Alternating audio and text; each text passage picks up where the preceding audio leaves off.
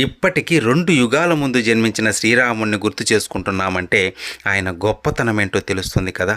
ఆయన నేర్పిన సూత్రాలు, ఆయన ఆచరించిన విధానాలు మానవ జాతిని అంతగా ప్రభావితం చేశాయి. ఎంతగా అంటే ఒక మంచి కొడుకుగా, మంచి భర్తగా, మంచి అన్నగా, స్నేహితుడిగా అన్నిటికీ ఆయననే ఉదాహరణగా తీసుకుంటున్నాం. అంతేకాక మంచి పరిపాలనకు ఉదాహరణగా శ్రీరామరాజ్యాన్ని ఇప్పటికీ తలుచుకుంటున్నాం. కానీ ఎక్కడా నేను భగవంతుడిని అని చెప్పుకోలేదు శ్రీరాముడు. సాధారణంగానే పుట్టి మనిషి జీవితం ఎలా ఉండాలో జీవించాలో నేర్పాడు శ్రీరాముడు. మనందరికీ స్ఫూర్తిదాయకమయ్యాడు శ్రీరాముడు. ధర్మం తప్పాడని, తన భార్యను తీసుకెళ్లాడని కోతుల మూకతో దండెత్తి మహాశక్తివంతుడైన 10 తలల రావణ్ణి మట్టి కరిపించాడు.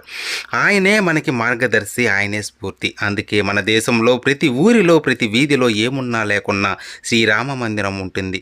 రేపే ఆ యుగ పురుషుడి జన్మదినం శ్రీరామనవమి.